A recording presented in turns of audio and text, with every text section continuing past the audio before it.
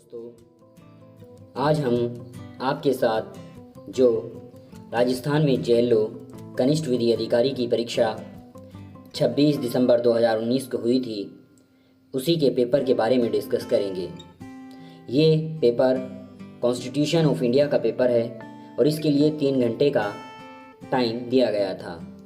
इसमें 150 क्वेश्चंस आते हैं और इसमें मैक्सिमम मार्क्स जो होते हैं वो 50 होते हैं, यानी 150 सवालों के लिए आपको केवल 50 मार्क्स ही दिए जाते हैं। अब आगे बात करते हैं। इसमें 2 इम्पोर्टेंट इंस्ट्रक्शंस दी हुई हैं, जिनमें एक ये है कि आपको ब्लू बॉल पेन का ही यूज़ करना है। दूसरा इंस्ट्रक्शन ये है कि इसमें 1/3 पार्ट जो है वो डिडक्ट कर लिया जाएगा ईच रॉन्ग क्वेश्चन के लिए। मतलब इसमें 33% की निगेटिव मार्किंग हुई थी। चलिए अब पेपर को डिस्कस करते हैं। यहाँ पर पहला क्वेश्चन है, a dispute between centre and the state is to be adjudicated by Supreme Court of India in its. मतलब सेंटर और स्टेट के बीच जो डिस्प्यूट होता है उसे एडजुडिकेट करने की जो सुप्रीम कोर्ट की पावर है वो किस टाइप की पावर है, तो ओरिजिनल जुरिडिक्शन है।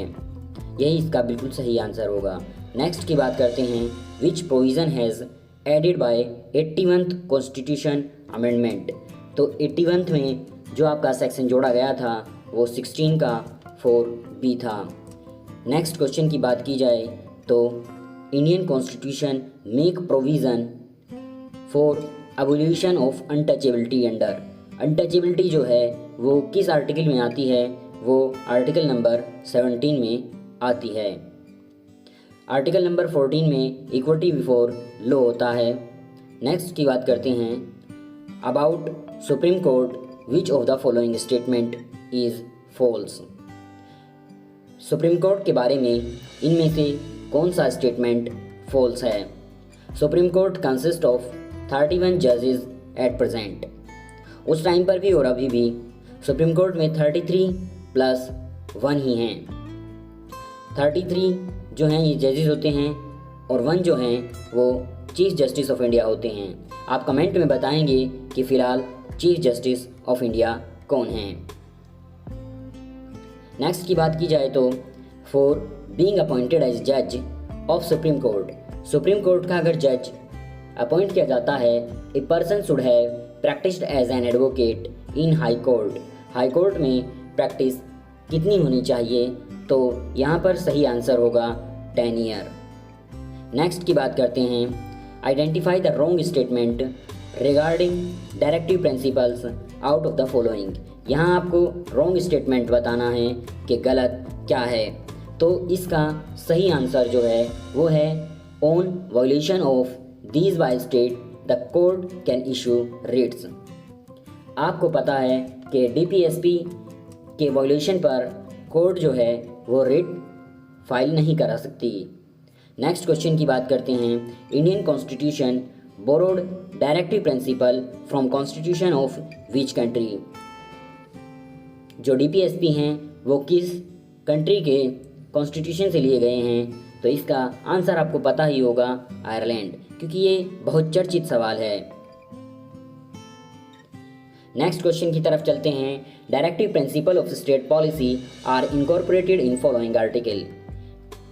किस आर्टिकल में डायरेक्टिव प्रिंसिपल की बात की गई है, तो आप जानते ही हैं कि आर्टिकल 12 से लेकर 35 तक फंडामेंटल राइट्स हैं और 36 से 51 तक डीपीएसपी हैं।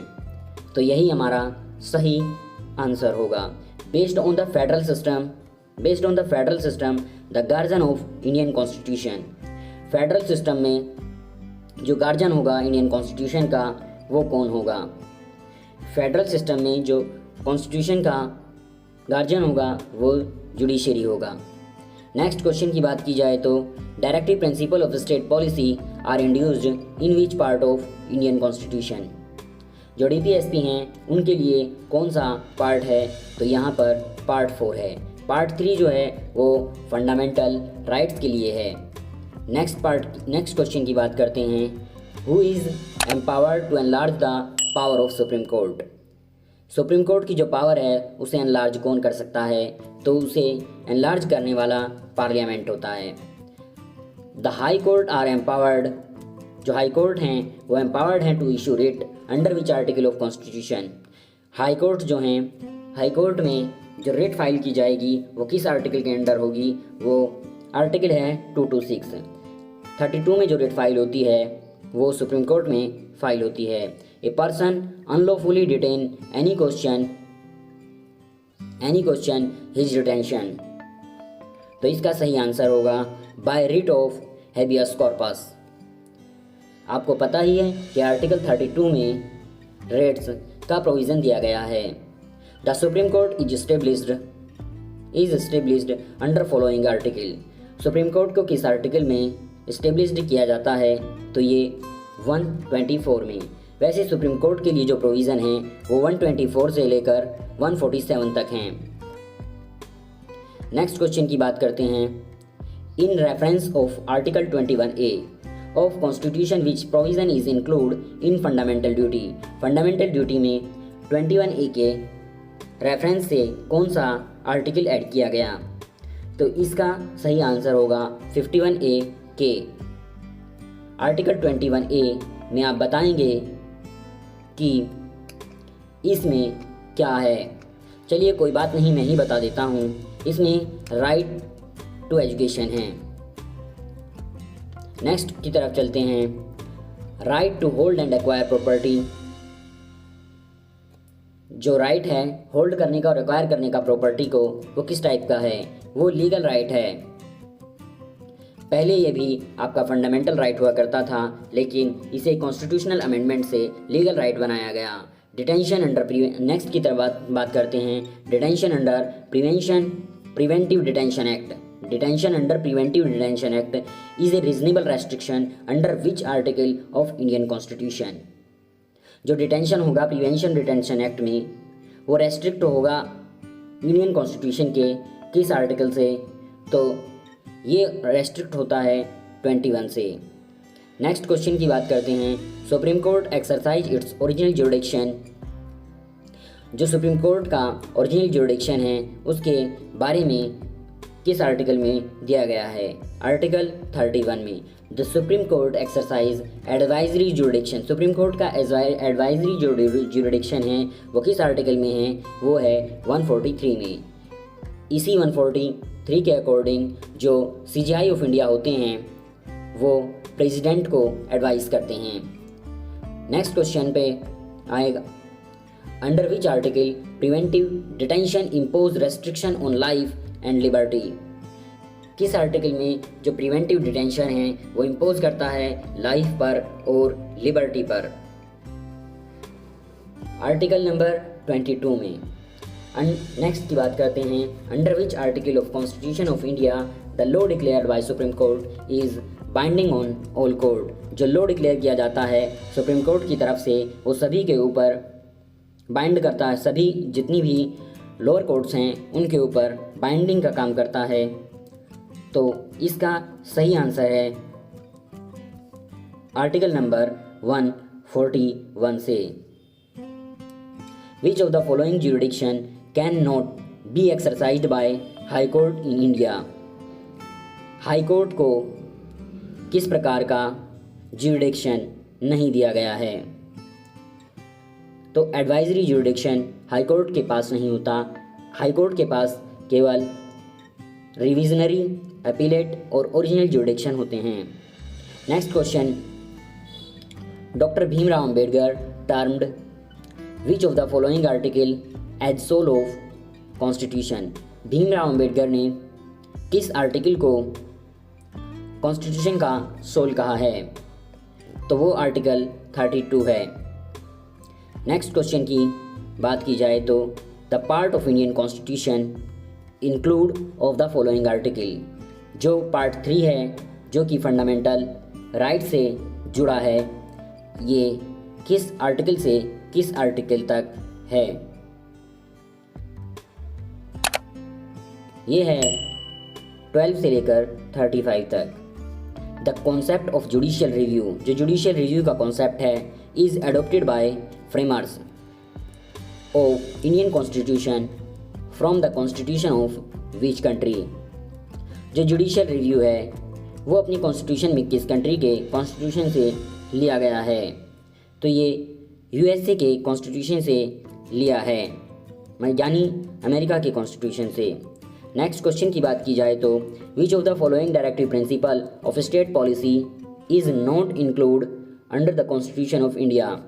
डीपीएसपी इनमें से कौन सा डीपीएसपी इंडियन कॉन्स्टिट्यूशन में नहीं है, तो ये जो है right of minorities relating to establishment and administration of educational institute, ये आपका फंडामेंटल राइट है, ये डीपीएसपी नहीं है, तो यही हमारा सही आंसर होगा।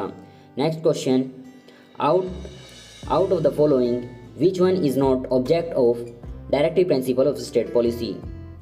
इनमें से कौन सा directive principle of state policy का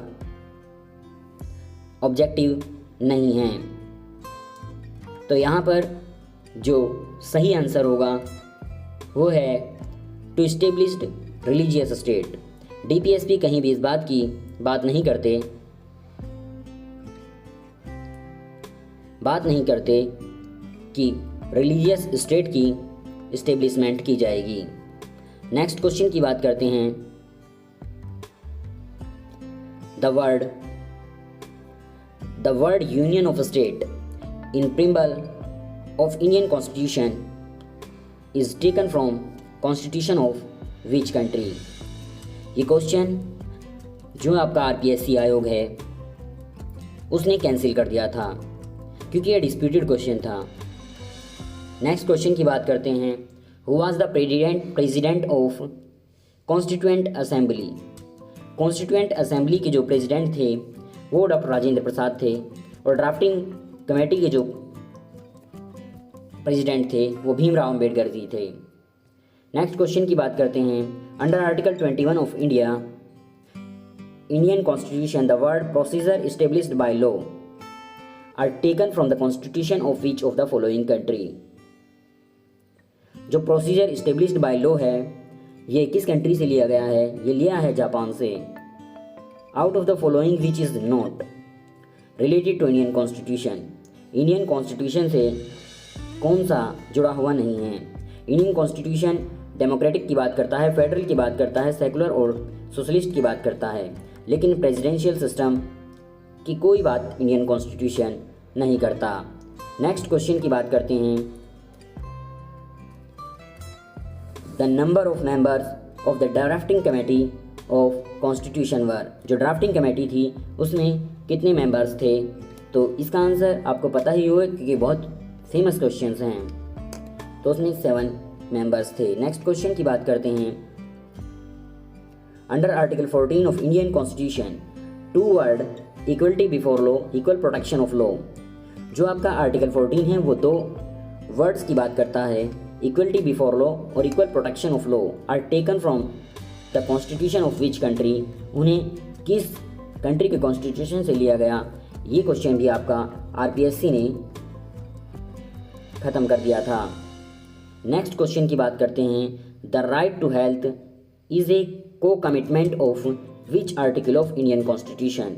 जो राइट टू हेल्थ है वो इंडियन कॉन्स्टिट्यूशन के किस आर्टिकल में है, तो वो आता है आर्टिकल 21 में। Freedom of speech and expression under article 19 is. जो फ्रीडम ऑफ स्पीच है और एक्सप्रेशन है वो किस आर्टिकल के अंडर आता है, वो आपका क्वालिफाइड राइट है। नेक्स्ट क्वेश्चन की अगर बात की जाए तो right to privacy is an expression of right under. जो राइट टू प्राइवेसी है वो किस आर्टिकल के अंडर आता है, आर्टिकल 21 के अंदर। How many fundamental freedom are include under article 19। जो फंडामेंटल फ्रीडम्स हैं वो आर्टिकल 19 में दी गई हैं, लेकिन आर्टिकल 19 में कितने टाइप की आपको फ्रीडम दी गई है, वो है 6 टाइप की आपको फ्रीडम दी गई है। As like freedom of speech, freedom of trade in anywhere in India, that's like. Next question की बात करते हैं। The preamble of constitution of India declared India as a republic because. जो प्रिम्बल है कॉन्स्टिट्यूशन की वो इंडिया को Republic बोलती है, लेकिन वो उसमें रिपब्लिक क्यों लिखा गया है? क्योंकि head of the state is elected in democratic manner. जो हेड ऑफ द स्टेट होता है वो डेमोक्रेटिक मैनर में इलेक्ट किया जाता है। Right to acquire and hold property. जो right to acquire and hold property है वो किस टाइप का राइट है? तो आपका ऑर्डिनरी राइट है, लेकिन ऊपर एक क्वेश्चन गया है जिसमें ये बताया गया है कि राइट जो एक्वायर और होल्ड प्रॉपर्टी है वो किस आर्टिकल में आता है? तो वो आर्टिकल नंबर 300 में आता है। How many type of fundamental right are provided by the constitution of India. जो फंडामेंटल राइट्स हैं वो कितने टाइप के हैं इंडियन कॉन्स्टिट्यूशन में? तो वो 6 टाइप के हैं। What is the nature of directive principle of state policy. जो नेचर है directive principle of state policy की वो कैसी है? ये क्वेश्चन भी आरपीएससी ने कैंसिल कर दिया था। नेक्स्ट की बात करते हैं। द कोर्ट में give the command by which rate. जो कोर्ट है वो कमांड दे सकता है किस रेट से?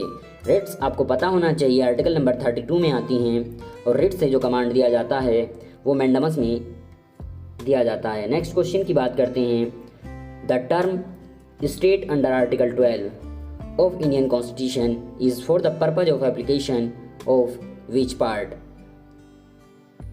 जो आर्टिकल 12 में स्टेट को बताया गया है वो किस पार्ट के लिए है इंडियन कॉन्स्टिट्यूशन के? तो वो पार्ट नंबर 3 और पार्ट नंबर 4 दोनों के लिए। आप कमेंट सेक्शन में बताएंगे कि पार्ट नंबर 3 और पार्ट नंबर 4 इंडियन कॉन्स्टिट्यूशन का किस लिए है। The total suspension of article 14 of constitution can be made under which article. जो टोटल सस्पेंशन होगा आर्टिकल 14 का वो किस आर्टिकल के अंडर होता है? वो होता है 359 के। इमरजेंसी के टाइम पर आर्टिकल 14 का सस्पेंशन किया जाता है। नेक्स्ट क्वेश्चन पे आते हैं। The interest of minorities is protected under which article of Indian constitution. जो इंटरेस्ट है किनका, माइनॉरिटीज़ का, वो कॉन्स्टिट्यूशन के किस आर्टिकल के अंडर है? तो वो आर्टिकल नंबर 29 के अंडर आता है। नेक्स्ट क्वेश्चन की बात करते हैं। Untouchability in India is declared abolish bye which article of Indian constitution.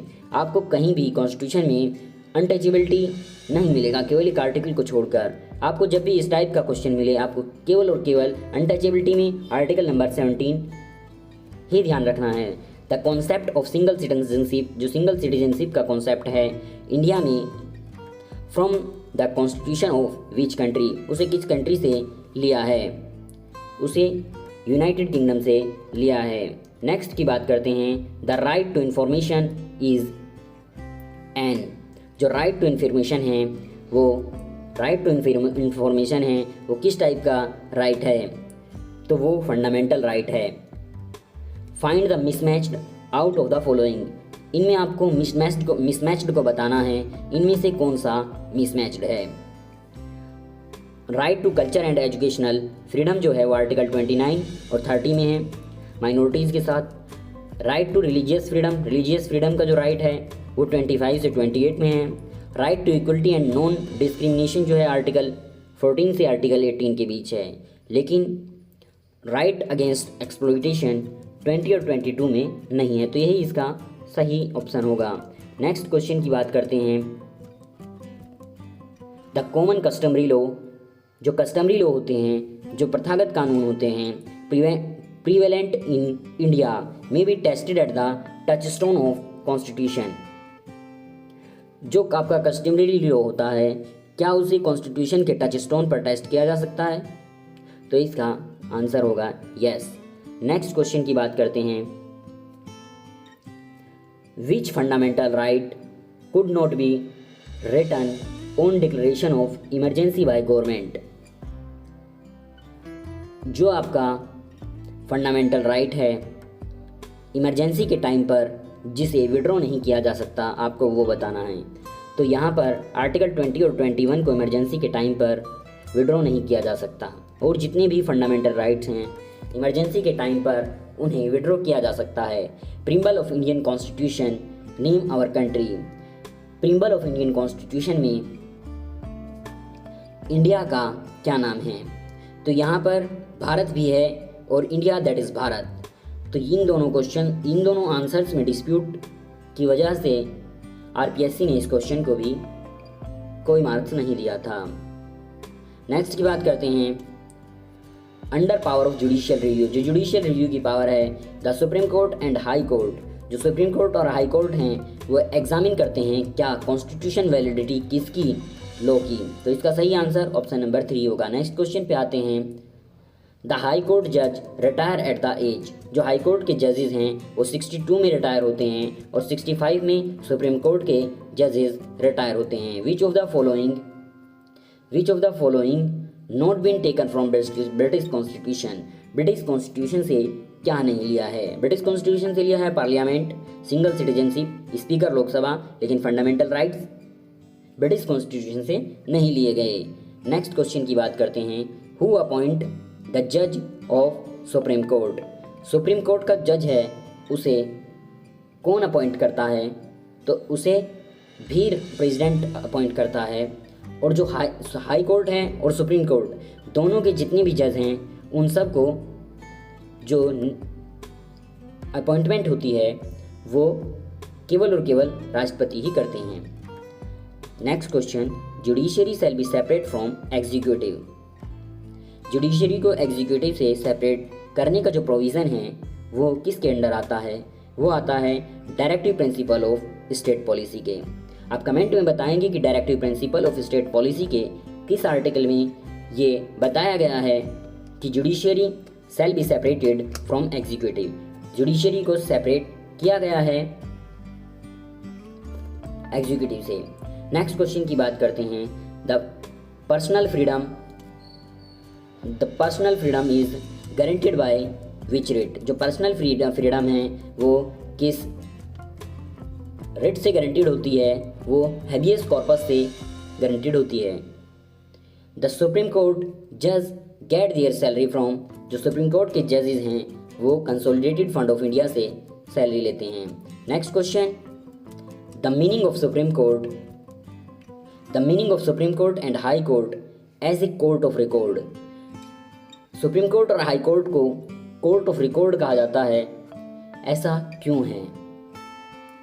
तो इसका सही आंसर होगा the court that preserve all records including power to punish for contempt. ये सभी रिकॉर्ड और पावर को संरक्षित करके रखते हैं। नेक्स्ट क्वेश्चन की बात करते हैं, द करेक्ट कॉम्बिनेशन। जो करेक्ट कॉम्बिनेशन है of the concept of justice under preamble of Indian constitution. जो जस्टिस बताया गया है प्रीम्बल में उसका जो करेक्ट कॉम्बिनेशन है वही आपको यहाँ बताना है।